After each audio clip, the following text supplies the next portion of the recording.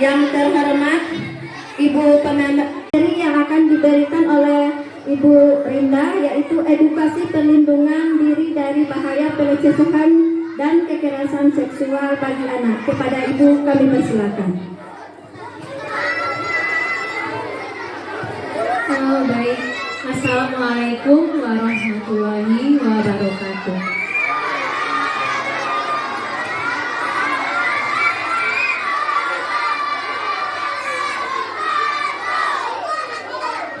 Kedengeran kan sampai ke belakang? Soalnya katanya materinya dicatat di buku, jadi dilihat bagus-bagus ya. Selain itu, anak-anak semua diharapkan fokus karena materinya cukup penting. Bukan cukup penting, sangat penting. Ya, nanti ada beberapa poin yang Ibu ulang-ulang supaya dimengerti dengan baik. Oke ya.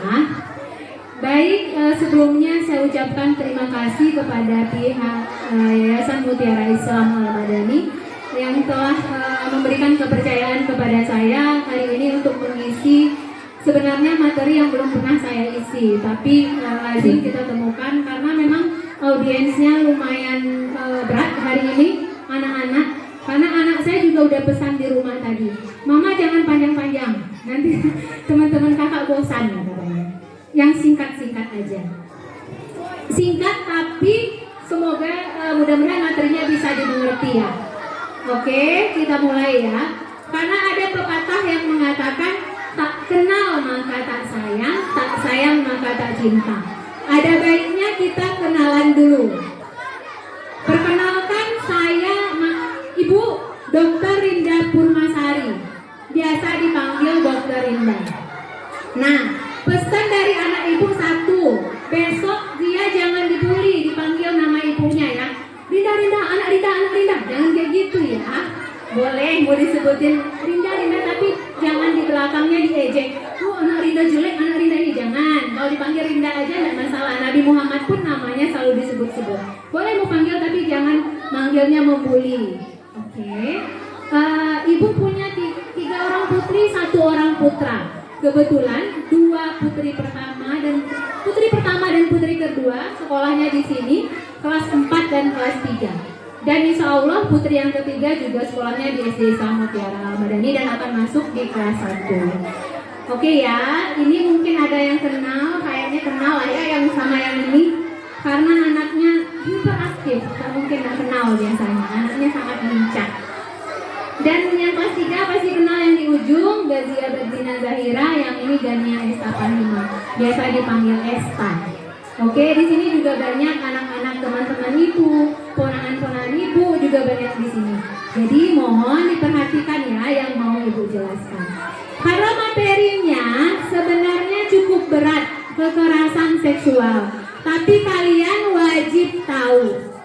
Nah, kita mulai dari kata anak-anak. Anak-anak itu sebenarnya yang mana? Apakah SMA masih dibilang anak-anak? Kalau secara medis, anak-anak itu di bawah umur 14 tahun. Itu secara medis. Kalau secara seksual dan psikologis, anak-anak itu di bawah 18 tahun.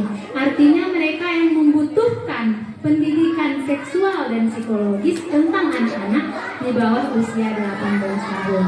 Oke ya, sebelum kita mulai ke materinya, kita saksikan video sebentar.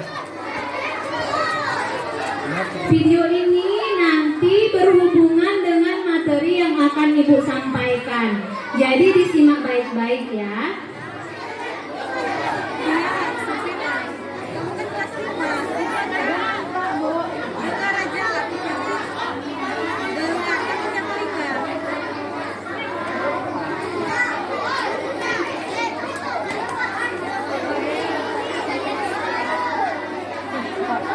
Sabar ya, sedang di-download.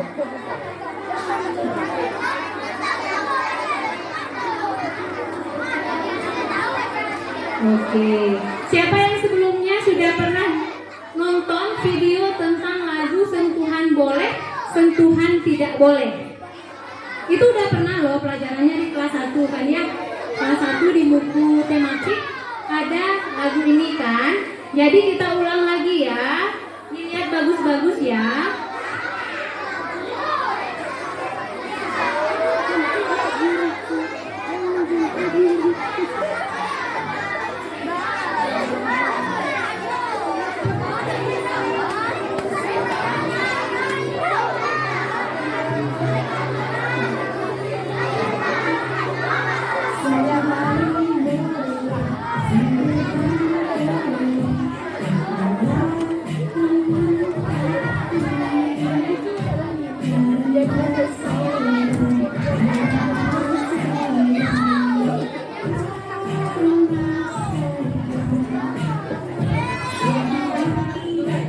Perhatikan ya.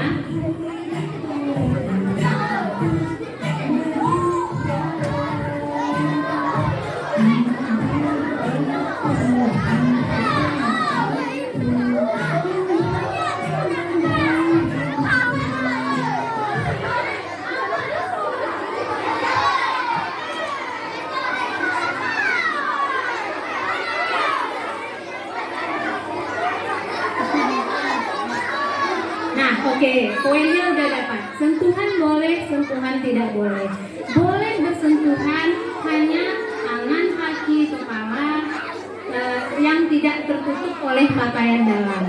Yang tertutup oleh pakaian dalam tidak boleh disentuh orang lain tanpa alasan yang jelas kecuali diri sendiri.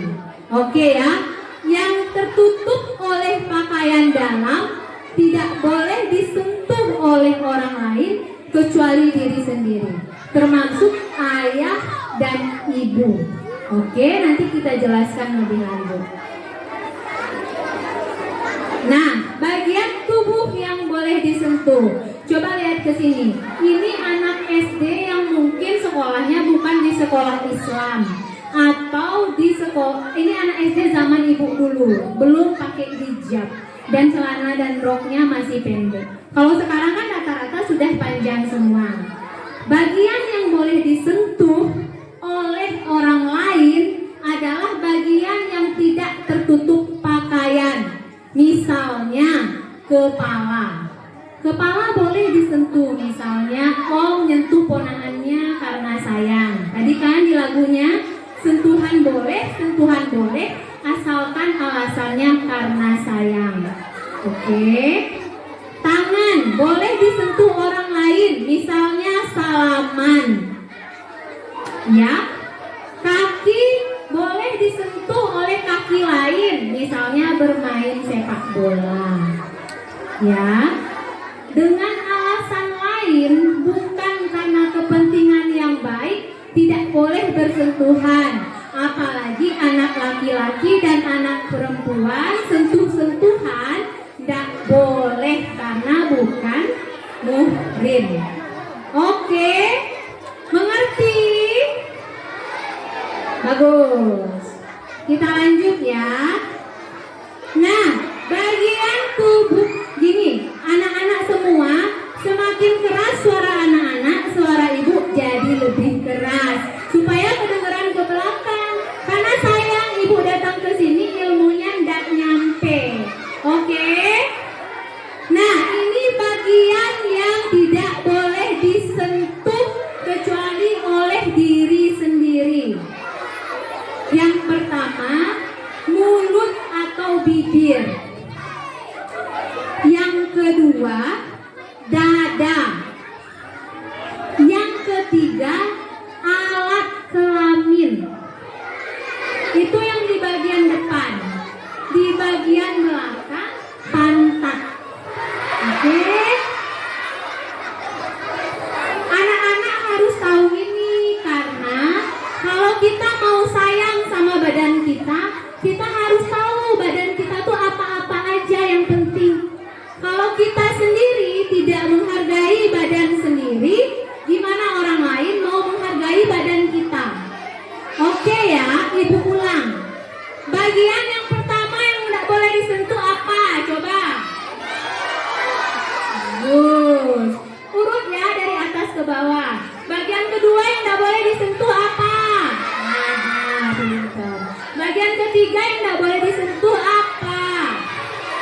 alat kelamin.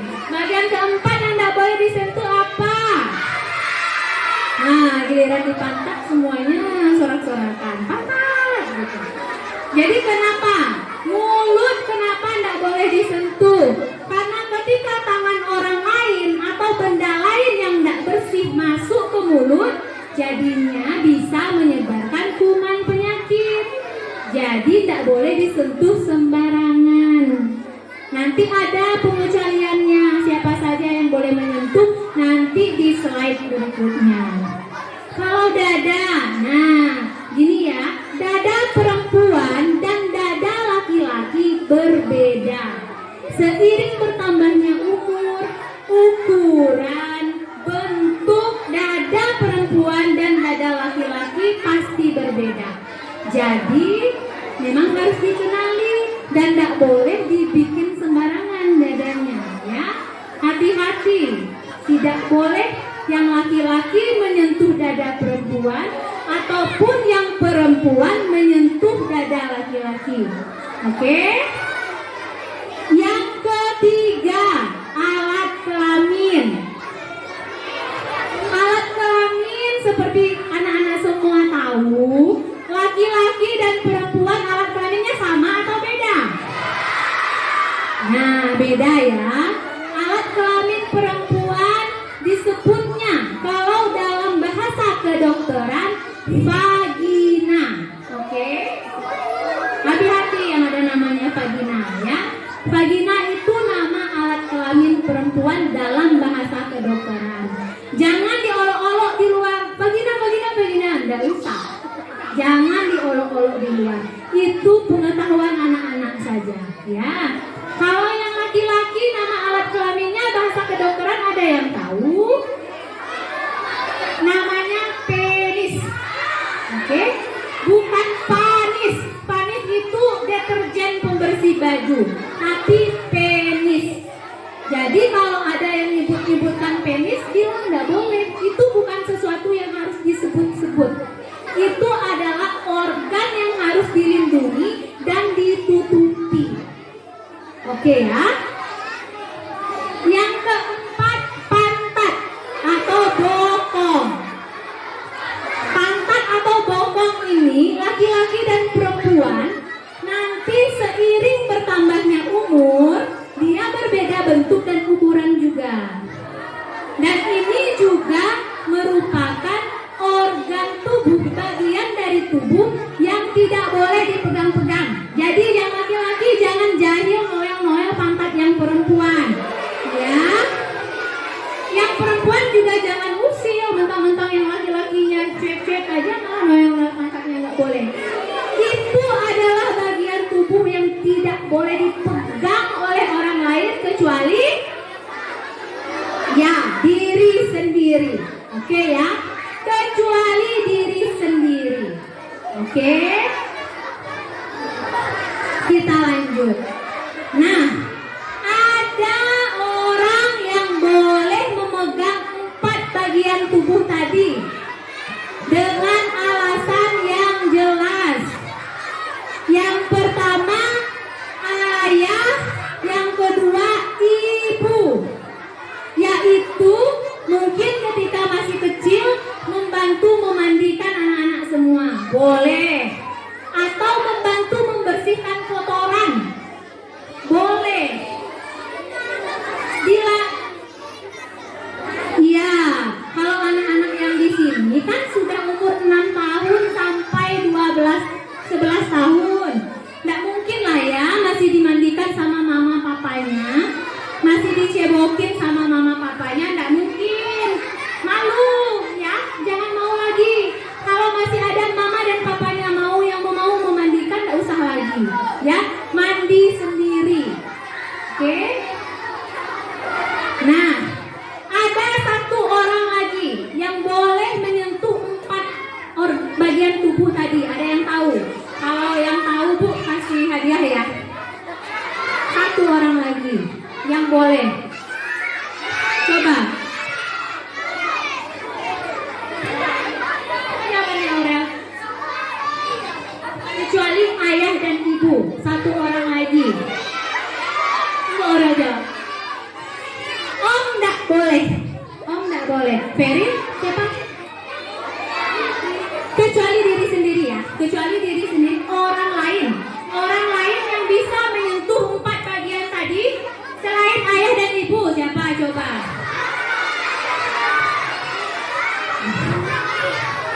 Jawaban Tasya benar. Dokter. Hanya dokter yang boleh menyentuh 4 bagian tubuh tadi dengan didampingi oleh orang tua. Ingat, dengan didampingi oleh orang tua. Misalnya, ada dokter ketemu di jalan, katanya, "Dek, saya dokter, ibu dokter, bapak dokter. Sini kita periksa." Nggak boleh, jangan mau.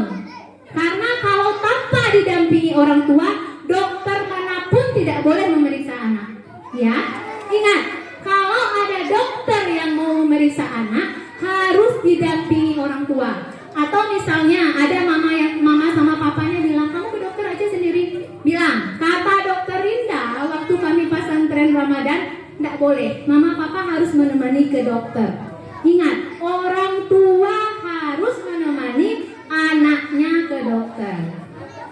Oke. Ingat ya, itu poin-poin pentingnya. Boleh.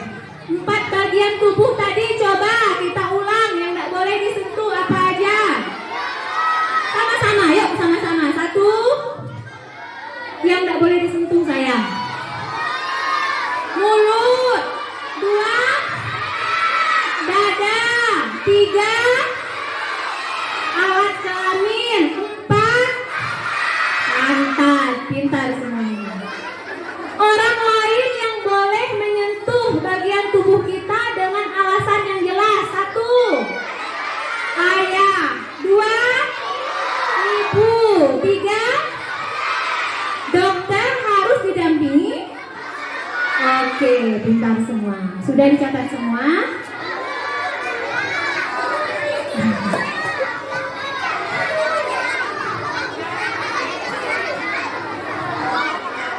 Udah ya, ibu lanjut ya. Nanti waktu kita nggak cukup. Oke. Nah, ini ya dokter tadi ya, harus didampingi orang tua. Oke. Nah, ini yang penting juga. Apa yang harus kita lakukan? Misalnya gini, ada om-om yang nggak dikenal datang ke sekolah, tiba-tiba mau pegang mulut atau mau pegang dada, mau pegang alat kelamin kita, mau pegang pantat, atau tiba-tiba mau meluk. Apa hal yang pertama yang harus kita lakukan? Bukan langsung lari. Pertama, kalau langsung lari ntar omnya kaget. Kali aja omnya mau nanya alamat. Ya, kalau tiba-tiba mendekat, mau pegang mulut, dada, kelamin dan pantat, say no. Katakan tidak. Jauh-jauh om gitu. Jangan dekat-dekat. Atau tante-tante ya, kalau tante-tante juga. Karena pelecehan seksual pada anak bukan hanya pada perempuan saja, laki-laki juga sering. Atau om mau pegang anak laki-laki, tiba-tiba meluk, tiba-tiba pegang dada, mau pegang alat kelamin juga nggak boleh. Walaupun sesama laki-laki nggak boleh ya. Pokoknya nggak ada toleransi, nggak ada pengecualian.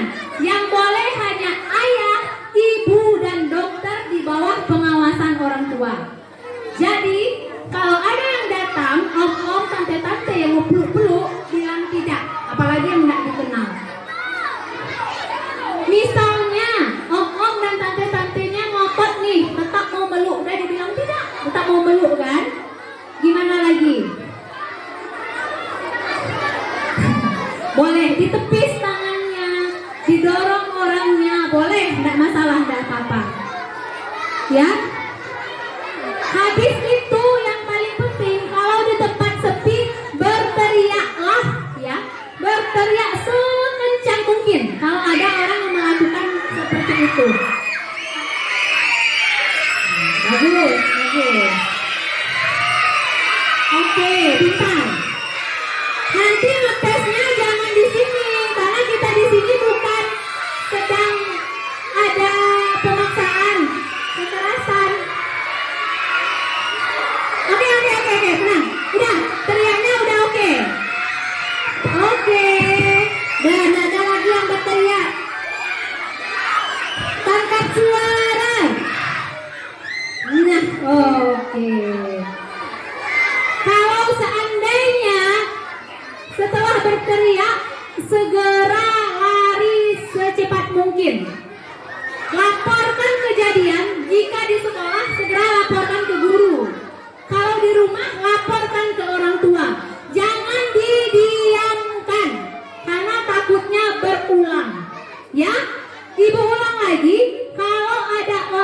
asing, baik perempuan, om-om atau tante-tante, bapak-bapak, nenek-nenek, kakek-kakek yang ingin memeluk tiba-tiba tanpa izin dari kita, katakan tidak, tepis tangannya, berteriak, laporkan ke guru atau orang tua. Oke ya. Nah, ini satu lagi yang penting. Misalnya ketemu om-om orang asing atau orang yang dikenal, tiba-tiba mengeluarkan alat kelaminnya di depan kalian, hal yang sama harus kalian lakukan. Oke? Larilah, laporkan segera. Oke ya? Diingat supaya ini nanti semoga tidak terjadi. Seandainya kalau terjadi, semoga ini bisa diterapkan. Tapi yang harus diterapkan dari sekarang adalah ada 4 bagian tubuh yang memang benar-benar penting yang tidak bisa disentuh oleh orang lain. Mulut, dada, alat kelamin, dan pantat. Itu hanya boleh disentuh oleh diri sendiri, ibu, ayah, dan dokter dengan alasan yang jelas. Ya, demikian penjelasan dari ibu. Mungkin nanti kalau ada yang bertanya, mungkin nanti Bu Leni yang mengarahkan. Atas perhatiannya diucapkan terima kasih. Mohon maaf, ibu nggak bisa bikin ice breaking untuk mencairkan suasana, nggak bisa bikin game karena memang nggak berbakat. Jadi semoga ilmunya bermanfaat. Terima kasih atas perhatiannya. Assalamualaikum warahmatullahi wabarakatuh.